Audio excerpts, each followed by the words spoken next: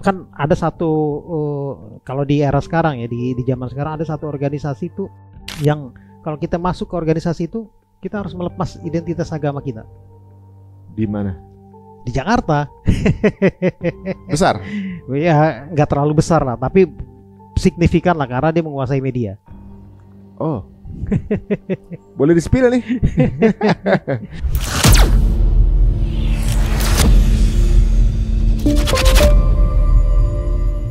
Mungkin bisa jadi evaluasi gitu. Kenapa Syarikat Islam tidak dipilih saat itu, atau mungkin brandingnya mungkin terlalu kaku kali mungkin saat itu, atau juga mungkin orang merasa image-nya jadi kurang santai jika misalnya Syarikat Islam, sedangkan Budi Utomo kan kekinian yang dibawa, kemodernan gitu ya, kemudian barat gitu ya, membuat yang mungkin alergi dengan nuansa Islam akan lebih memilih untuk kemudian bersama dengan Budi Utomo. Nah, apakah itu juga menjadi bahan evaluasi juga gitu? Mungkin berarti dalam kedepannya bisa ini secara komunikasi organisasi Islam harus lebih pop lah kelihatannya gitu misalnya. Kalau saya melihatnya bukan sekedar itu, Mas Ari. Apa tuh? Artinya kalau itu memang jelas ya, Islam kan dia istilahnya ada sisi yang harus megang prinsip-prinsip itu ada yang nggak bisa ditinggalin. Tetapi dalam kasus integrity ini, dalam kasus mempertanyakan sejarah ini, kita kan melihatnya ada misalnya ungkapan kan sejarah itu dibuat oleh jenderal yang menang. Oleh siapa yang menang itu yang menentukan sejarah kan. Kalau yang menang kelompok mereka, ya mereka yang membuat kan begitu. Ya. Artinya ada sisi itu gitu loh. Di saat itu berarti yang berkuasa yang sedang memerintah bukan Pak Muhammad Nasir. Kalau Pak Muhammad Nasir kan Perdana Menteri tahun 50-an. Oh, berarti Presiden Soekarno. Itu jauh sebelum itu kan? Iya, jauh sebelum itu. Oh, itu masih zaman Belanda berarti nih? Iya. Oh, ini membentuk Belanda. Yo jelas aja saat dipilihnya yang itulah. Jadi maksudnya. Nah, itu yang saya bilang karena ada kedekatan dengan elit-elit modern mereka yang ada di organisasi tadi, organisasi Freemasonry itu. Kemudian, apalagi Belandanya juga Freemason kan juga. Kemudian kan wajar kalau kita mempertanyakan kenapa yang dijadikan tolak ukur itu organisasi Hari Kebangkitan Nasional itu organisasi ini gitu loh. Ya. Sedangkan jauh sebelum itu Sarekat Dagang Islam 1905 coraknya nasional, perjuangannya jelas, perjuangan kerakyatan, perjuangan ekonomi gitu ya. Nah itu kan kita wajar mempertanyakan gitu loh. Berarti sebenarnya bahwa kebangkitan nasional yang kita canangkan setiap tanggal 20 Mei ini sebenarnya itu adalah kreasinya Belanda ya. Ya, berarti kan di tahun itu belum ada, negara Indonesia juga belum ada kan? Iya. Yuk kalau mau bangkit nih, ada organisasinya nih, diakomodir, ya kan? Betul. Diakomodir dengan asas-asas, nilai-nilai yang kan, kalau sekarang kan ada istilah proksi. Ya, kan untuk menjalankan kepentingan satu negara, satu kelompok, dia harus bangun proksi. Nah, ini kan proksinya dia nih. Sama seperti pemerintahan tepi barat Palestina gitu kan. Jadi proksinya Israel gitu kan. Oke. Dan harus ada proksi, harus ada ikon, harus ada simbol, harus ada tokoh-tokohnya yang diangkat. Ya, kayak itu banyak. Termasuk nanti misalnya kalau bicara tentang mempertanyakan sejarah tadi, misalnya ada satu tokoh yang itu benar-benar di-create, di-branding lah sama orang-orang kolonial untuk menjadi tokoh sebagai pejuang emansipasi perempuan. Kan ada juga seperti itu. Nah, ini kita mempertanyakan. Padahal misalnya tokoh itu hanya sekedar surat menyurat. Ya tapi kan? Kemudian di blow up seperti seorang bahkan pahlawan. Diperingati kan hari pahlawan emansipasi wanita. Emansipasi wanita. Ada apa di belakang itu? Nah, jauh sebelum itu kan banyak tokoh-tokoh muslimah yang lebih konkret perjuangannya. Misalnya ada Rahma El Yunusia di di Sumatera Barat, ya. Kemudian ada Dewi Sartika, gitu ya. Banyak lagi. Kenapa yang dijadikan? Karena tadi kedekatan dengan elit modern kolonial tadi. Mungkin dijadikan sebagai proksi, kita nggak tahu. Proksi untuk apa? Untuk memasarkan ide-ide mereka. Kalau Freemasonry kan jelas. Untuk memasarkan paham mereka. Pahamnya apa? Yaitu paham humanisme sekuler. Humanisme sekuler ini nanti ya berusaha untuk menghapus diantaranya itu, diantara tujuan mereka itu adalah menghapus sekat-sekat agama. Oh. Jadi nggak penting orang agamanya apa, yang penting lu toleran, ya. Yang penting lu jadi orang baik jadi aja. orang baik gitu ya. Lu nggak korupsi gitu kan. Itu kan halus tuh, propagandanya sangat halus banget. Ini tujuan mereka, makanya mereka berusaha untuk menghapus sekat agama. Ya, agama dianggap sebagai pemisah antar manusia.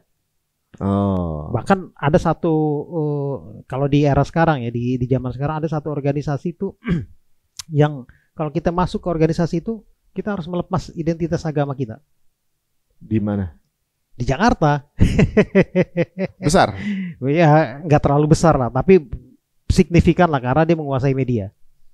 Oh, boleh di-spill nih. Jadi nggak boleh latar belakangnya agama apa, nggak boleh ngikut. Iya, nggak boleh. Oke. Ya, gitu menarik loh. nih. Jadi kalau kita mau masuk situ, jangan bawa agama. Kita sering dengar anak ABG kan akhirnya terpengaruh. Lu jangan bawa agama lo gitu. Gitu kan.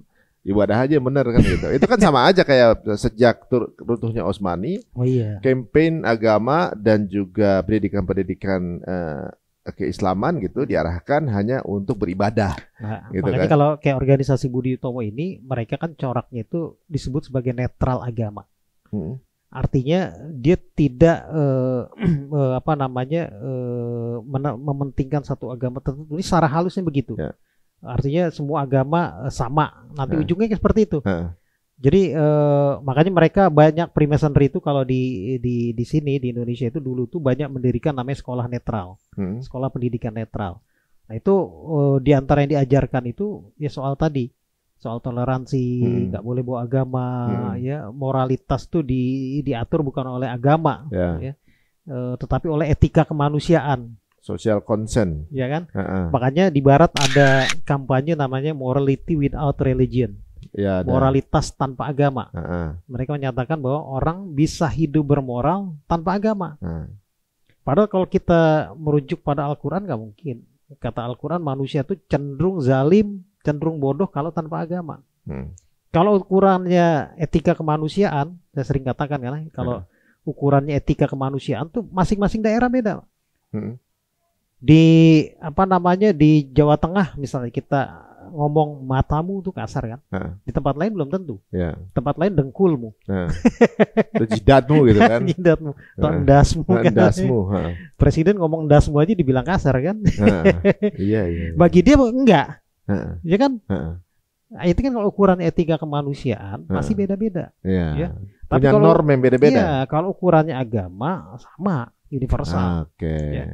Nah ini yang kenapa kita mempertanyakan dari tadi perbincangan kita soal ini, karena pengaruh-pengaruh itu, dampak dari keberadaan organisasi-organisasi itu pada masa lalu dan perjalanan sejarahnya sampai kepada propaganda dan paham-paham pemikirannya, sehingga kita mempertanyakan, yaitu ini pertanyaan sejarah, kenapa Harkitnas merujuk pada organisasi itu.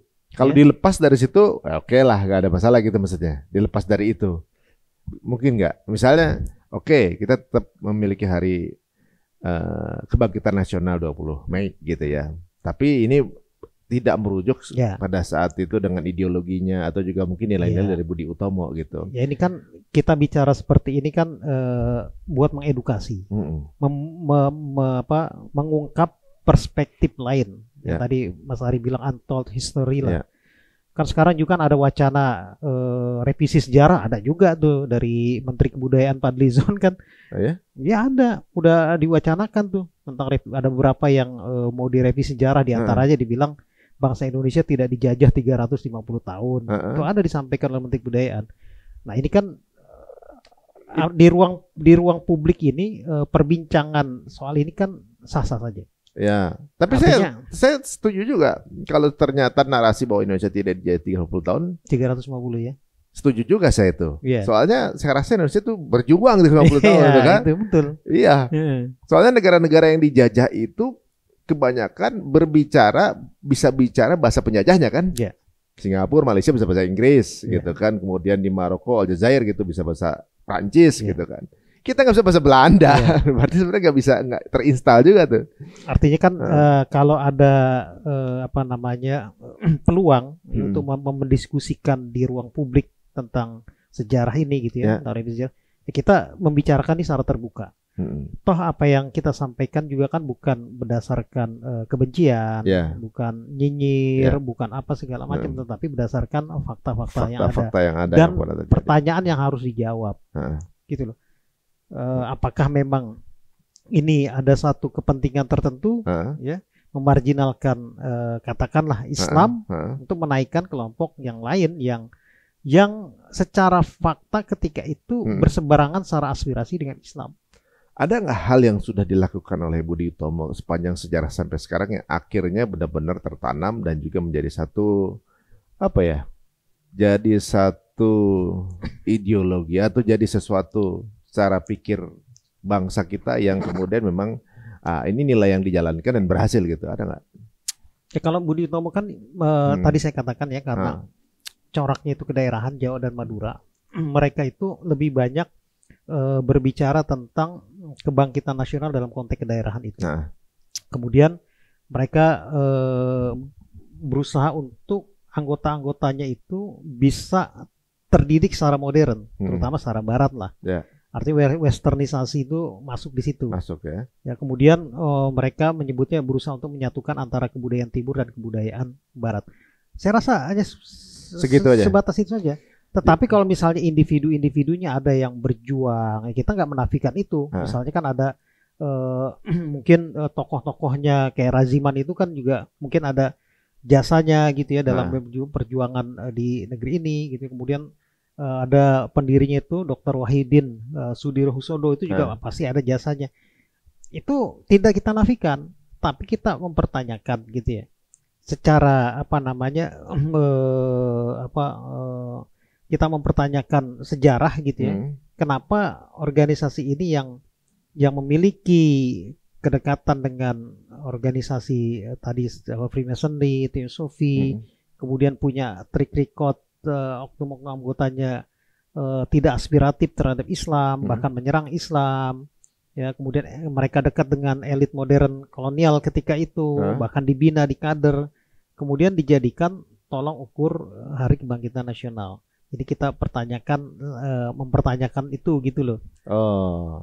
Jadi kalau kita lihat juga sebenarnya mau berbuat semaksimal mungkin pun sebenarnya impact juga ternyata nggak terlalu yang kemudian membuat anak-anak Indonesia, alhamdulillah orang Indonesia itu secara akidah masih bisa terjaga gitu kan. Nah kalau sejauh itu, tapi memang kalau kita rasa di bangsa Indonesia ini mungkin di angkatan-angkatan orang tua kami apa segala macam, jadi memilihkan pendidikan Islam kepada anak itu bukan menjadi pilihan utama saat mereka dulu, ya kan gitu ibaratnya. Kalau sekarang mungkin banyak nih orang tua yang saya pengen anaknya habis Quran, pengen masukin pesantren. Justru era sekarang nih Ustaz, kalau di zaman itu, di zaman mereka pilihannya adalah pekerjaan reguler biasa gitu. Nggak ada kemudian arah-arah untuk mendekatkan diri kepada Islam. Memang ada, atau juga mungkin sepertinya memilih yang bernuansa Islam memang kurang jadi favorit di masa itu gitu kan. Nah, apakah kemudian nilai-nilai Islamofobia itu sebenarnya sudah terpenetrasi di sejak Budi Utomo itu?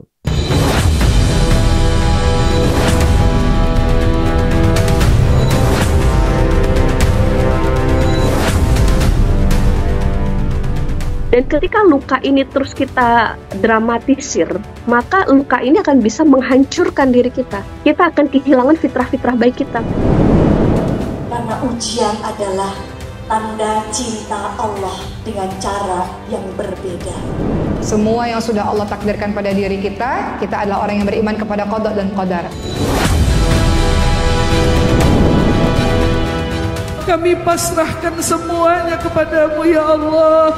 Jika datang ajal pun jemput kami ya Allah. Tolong izinkan wafatkan kami husnul khatimah.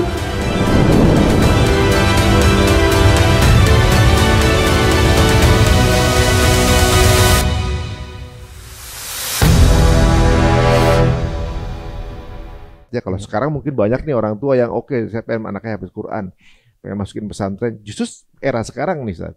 Kalau di zaman itu, di zaman mereka, pilihannya adalah pekerjaan reguler biasa gitu. Nggak ada kemudian arah-arah untuk mendekatkan diri kepada Islam memang ada. Atau juga mungkin sepertinya memilih yang bernuansa Islam memang kurang jadi favorit di masa itu gitu kan. Nah, apakah kemudian nilai-nilai Islamofobia itu sebenarnya sudah terpenetrasi di sejak Budi Utomo itu? Iya. Nah. Dan itu kan tadi saya katakan mereka kan berusaha gitu ya untuk membendung aspirasi Islam itu aja.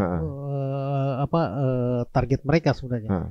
Saya ambil contoh lah, berdirinya Perserikatan Muhammadiyah. Yang didirikan oleh Kiai Haji Ahmad Dahlan ya, di Yogyakarta pada tahun 1912. Oh, dekat-dekat dong tuh. Iya. Dan itu di antara berdirinya Muhammadiyah ini adalah upaya untuk membendung gerakan Freemasonry. Terutama sekolah-sekolah Freemasonry yang ketika itu menjamur. Nah, itu datanya ada. Kalau NU berdiri kapan tuh? 1926. Oh, beda 10 tahun ya? Ya, jadi NU pertama Muhammadiyah 1912. Kemudian ada Al Irsyad ya. Kita 1918 atau 1915. PRC 1923, kemudian NU 1926. NU lebih belakangan justru. Gitu ya. Tapi itu semuanya adalah upaya-upaya untuk kemudian membendung arus liberalisasi gitu atau westernisasi saat itu ya. Ya, terutama untuk melawan kolonialisme sebenarnya. Kolonialisme itu kan yang dibawa diantaranya kan paham. Sebelum merdeka lagi ya. Iya. Oh ya. Memang penjajahan itu bukan penjajahan fisik aja ya, penjajahan ideologi juga ya. Iya. Jadi kalau kita melihat gitu ya buku munculnya elit modern di Indonesia yang ditulis oleh Robert Van Niel Study gitu yang saya ceritakan tadi, di antaranya itu elit-elit modern kolonial ketika itu bukan hanya sekedar dia datang sebagai aparat pemerintah, sebagai aparat kolonial, tetapi karena mereka ini kebanyakan adalah para humanis Eropa gitu ya, memasarkan ideologinya, paham-paham itu ya, memasarkan paham-pahamnya. Nah, di antaranya kebanyakan dari mereka itu adalah anggota Freemasonry dan Teosofi gitu loh. Dan ini kan di buku-buku sejarah sekolah nggak ditulis. Nggak ditulis ya. Padahal Freemasonry di Indonesia tuh beroperasional tuh ratusan tahun. Yang masih secara fisiknya kita bisa lihat ada apa aja? Ya Teosofi masih ada organisasinya. Ya. Kalau misalnya gini, totem-totemnya gitu, gedungnya, logonya, simbolnya udah nggak ada kan? Udah nggak ada. Cuma jejak-jejak peninggalannya kan masih ada. Contohnya? Gedung-gedungnya misalnya gedung Freemasonry itu sekarang kan ada di Jalan Budi Utomo. Nah uniknya nih Jalan Budi Utomo itu dulu itu namanya Jalan Freemasonry. Dulunya? Masa cek ini. Namanya Freemasonry Way. Nah itu Jalan Freemasonry. Nah ini kan apakah kita bertanya lagi nih, apakah ini sebuah kebetulan atau sesuatu yang sudah direncanakan? Ya kan kan gini kan urutannya nih. Freemasonry mempengaruhi para tokoh yang kemudian mendirikan Budi Utomo. Kemudian ada satu jalan yang dulu namanya Freemasonry Way, Jalan Freemasonry, sekarang namanya Jalan Budi Utomo. Di jalan itu berdiri satu loji besar, ya, namanya Loji The Star in Head Austin, Loji Bintang Timur. Sekarang jadi gedung Kimia Farma. Nah kita bertanya, apakah sebuah kebetulan yang tadinya nama jalannya Jalan Freemasonry, kemudian sekarang menjadi Jalan Budi Utomo? Kira-kira gimana itu? Dan lokasi lojinya juga di situ lojinya. Lokasi lojinya di situ juga. Dan disitulah pertama kali gitu ya Budi Utomo mengadakan rapat akbar di gedung itu, di loji Freemasonry itu. Tahun 1909, tahun setelah berdirinya Budi Utomo. Kan berdiri 1908. 1909 mereka udah melakukan pertemuan akbar tuh di loji Freemasonry itu. Apalagi kalau baca lagi misalnya kongres-kongres Budi Utomo banyak dilakukan di loji-loji Freemasonry. Oh, contohnya ada berapa sih loji itu di Indonesia, di Jakarta? Apa di Jakarta, di kota-kota lah, satu kota? Banyak. Kalau di buku Tarekat Mason Bebas kan juga ada tuh yang Tarekat terbaru Mason lah. Bebas bukunya namanya. Iya, itu karangan Dr. Stephen, dia anggota Freemason juga. Itu buku yang kontemporer lah. Tapi jauh sebelum itu kan saya pernah cerita di tempat ini gitu ya, ada satu buku kenang-kenangan Freemasonry di Hindia Belanda. 1767 sampai 1917, artinya sekitar 150 tahun lebih. Itu tebalnya sekitar 800 halaman. Yang daftar itu ya? Ya, di situ ada daftar nama tokoh-tokoh Freemasonry, daftar loji-loji Freemasonry, aktivis-aktivisnya, kegiatan-kegiatannya, program lengkap lah. Itu buku kenang-kenangan Freemasonry di Hindia Belanda. Artinya kita punya dokumen itu dan sudah melihat gitu ya. Saya sendiri sudah mengkopi itu. Saya kopi di Perpustakaan Nasional ketika itu. Dan ya banyak. Satu contoh misalnya, Dr. Rajiman Widyodiningrat, salah seorang tokoh Budi Utomo. Itu satu-satunya tokoh di Indonesia yang artikelnya tuh ada di buku kenang-kenangan Freemasonry di Hindia Belanda. Penting juga. Kita bertanya lagi, kalau nggak ada hubungan yang dekat, nggak bisa masuk. Makanya saya menyebut Budi Utomo itu berada di bawah pengaruh Freemasonry. Dengan fakta-fakta yang tadi kita ceritakan semua. Berarti kan sekarang orang makin terbuka ya, apalagi sekarang ada Zayo gitu kan. Zayo ini kan yang lagi zolim di dunia ini kan. Dan mereka adalah anak dari Freemasonry lah ya gitu kan. Ibaratnya satu nafas lah mereka kan gitu. Dan ternyata pergerakan ini mungkin bisa dibilang ganti-ganti bungkus aja kali ya saya. Ganti bungkus dengan nafas yang mirip-mirip gitu. Nah kalau sekarang masih ada nggak sih gerakan Freemasonry di Indonesia ini? Ya kalau ada. Tetapi mereka mungkin namanya beda lagi. Mungkin pakai nama lain. Kalau yang modern paling ini apa? Yang mendekati itu misalnya apa? Lions Club gitu misalnya apa? Ya, organisasi-organisasi mereka punya banyak organisasi mantel lah istilahnya. Underbow, organisasi jubah, organisasi mantel yang sebenarnya tujuannya kan sama gitu ya. Kita misalnya di era Gus Dur misalnya, kita sebut aja lah, karena kan faktanya memang begitu. Dia kan yang mencabut larangan Kepres tentang pembubaran Freemasonry, dicabut sama Gus Dur. Sebenarnya udah dibubarin. Sudah dibubarin oleh Soekarno. Alasannya apa dibubarin waktu itu? Kalau Soekarno alasannya diantara tidak sesuai dengan jati diri dan kepribadian bangsa, itu alasannya Soekarno. Kalau menurut saya sih Soekarno itu kan tipikal tokoh yang nggak mau ada satu kelompok yang berusaha merongrong kepemimpinan dia atau menyaingi. Itu tipikal Soekarno. Jadi kalau Soekarno membubarkan itu, saya rasa bukan karena persoalan ideologinya. Ini organisasi mau merongrong gua gitulah bahasa kasarnya. Jadi dibubarin dengan alasan tidak sesuai dengan jati diri kepribadian bangsa. Karena gini, Soekarno itu kan ayahnya seorang teosofi. Ayahnya sendiri. Ya, Soekarno sendiri dalam pengakuannya dia bilang, saya ini larut dan tenggelam di perpustakaan milik teosofi di Surabaya. Pemikiran-pemikiran Soekarno kan kita tahu juga. Jadi kalau Soekarno membubarkan Freemasonry ya melalui Kepres tahun 1961 itu, saya rasa bukan persoalan ideologi. Bukan persoalan ideologi, tapi persoalan ini mau merongrong kekuasaannya nih. Dikhawatirkan itu. Karena Soekarno itu kan kita bisa lihat ya, dia seperti orang yang ambigu. Misalnya gini, dia melarang musik ngak-ngik-ngok. Ya, Kus-Plus di penjara. Sedangkan dia menyuruh orang-orang pejabat-pejabatnya, menteri-menteri untuk berdansa. Dansa-dansi, hobinya dansa-dansi.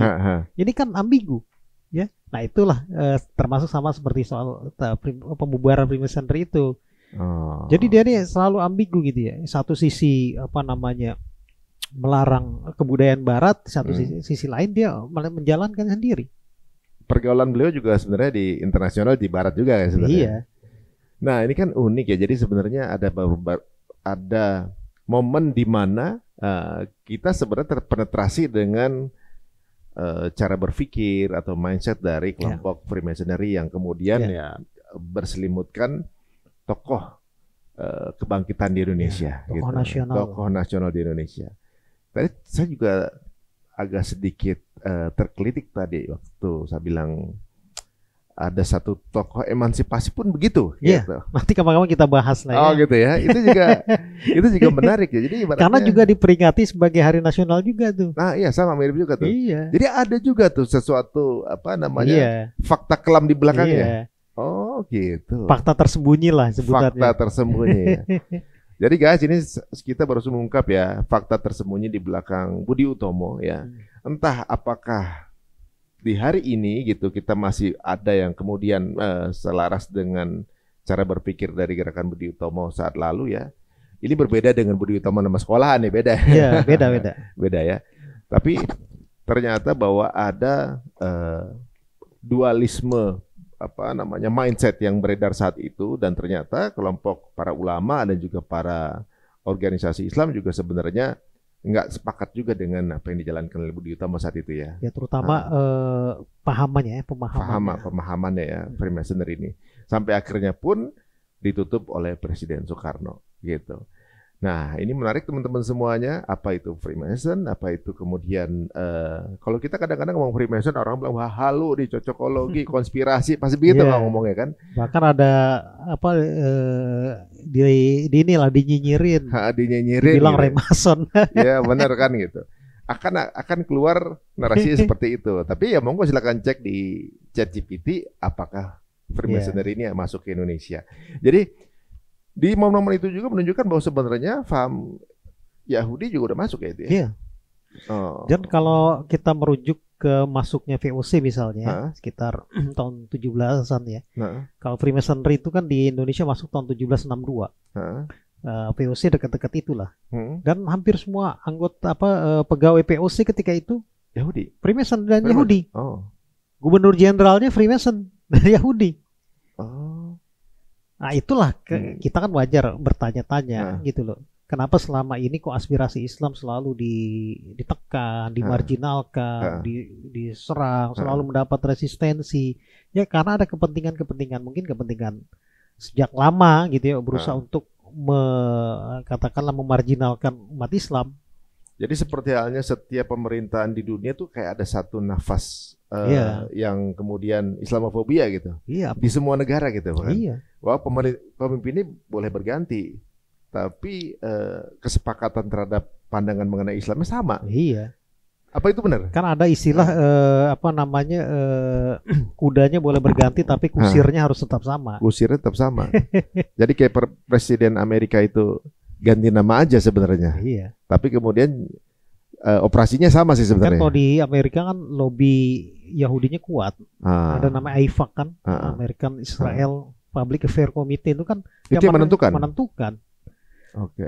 Dan ini bukan tidak mungkin di sini juga seperti itu. Apalagi kan kita lihat pertama gini, kita kan negara besar, kaya dengan sumber daya alam, gitu ya. Ini kan pasti dilirik oleh berbagai kepentingan nih, kepentingan penjajahan untuk menaklukkan ekonomi, diantaranya apa yang dirusak, akidahnya, pemahamannya, diadu domba, ya dibenturkan, ditekan, gitu ya, di stigma, kan seperti itu. Nah ini kan yang terjadi seperti itu. Nanti kan kita lemah, kita kita takut, misalnya di stigma, mereka mudah dengan mengambil kekayaan kita, kan seperti itu. Ya, sebenarnya bahwa negara kita dari zaman penjajahan sampai sekarang kekayaannya masih disedot, masih juga memang kan. Iya.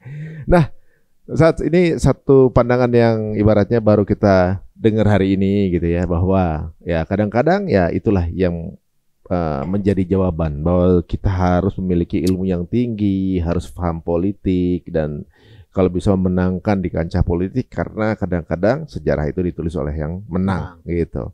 Dan fakta sejarah di belakangnya ternyata ada sejarah-sejarah tersembunyi yang tidak banyak cahaya yang memantau dan jarang dibuka di buku sejarah. Jadi lampunya nggak dinyalain, yaitu gelap. Terutama di sejarah-sejarah, di buku-buku sejarah sekolah. Sejarah sekolah, anak-anak nggak paham ini ya, gitu ya. Jadi hal ini barusan kita dengarkan, ya kita kembalikan kepada teman-teman semuanya. Bagaimana pendapat teman semuanya? Silakan tulis di kolom komen ya.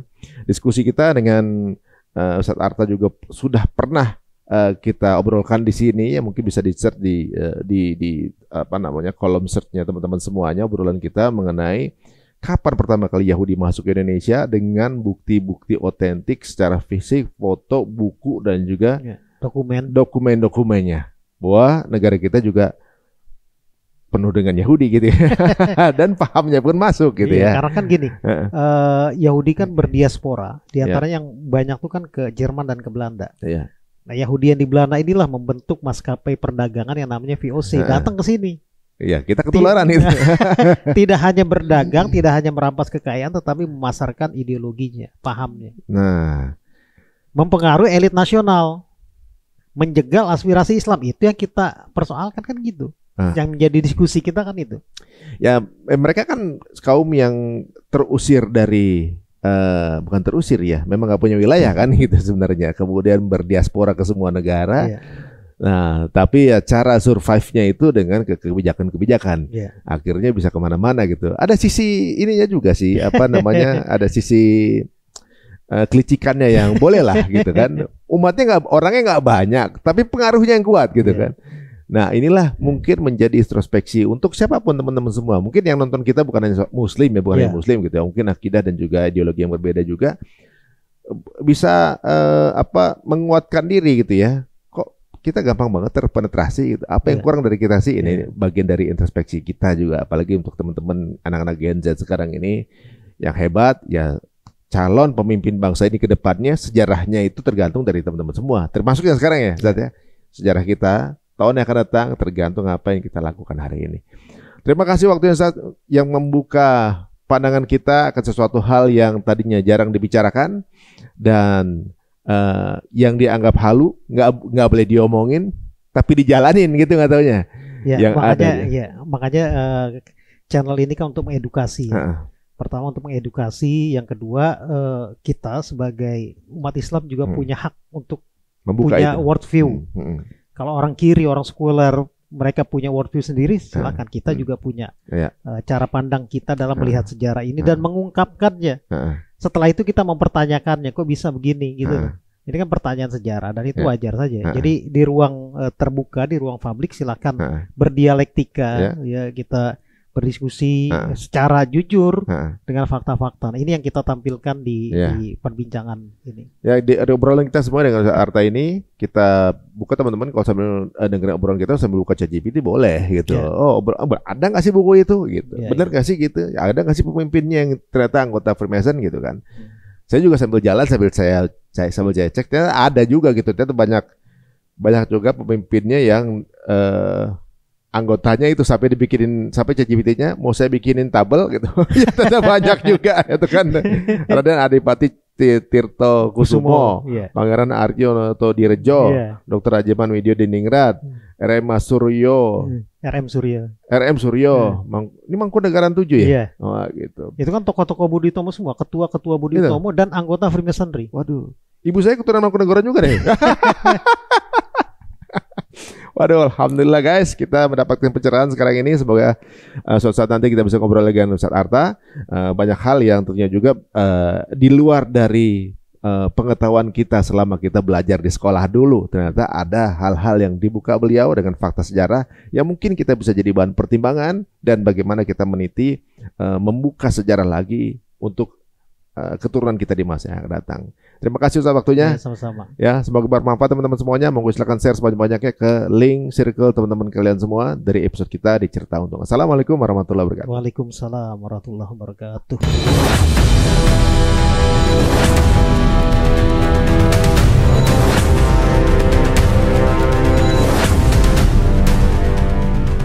Dan ketika luka ini terus kita dramatisir, maka luka ini akan bisa menghancurkan diri kita. Kita akan kehilangan fitrah-fitrah baik kita. Karena ujian adalah tanda cinta Allah dengan cara yang berbeda. Semua yang sudah Allah takdirkan pada diri kita adalah orang yang beriman kepada qada dan qadar. Kami pasrahkan semuanya kepadamu ya Allah. Jika datang ajal pun jemput kami ya Allah. Tolong izinkan wafatkan kami husnul khatimah.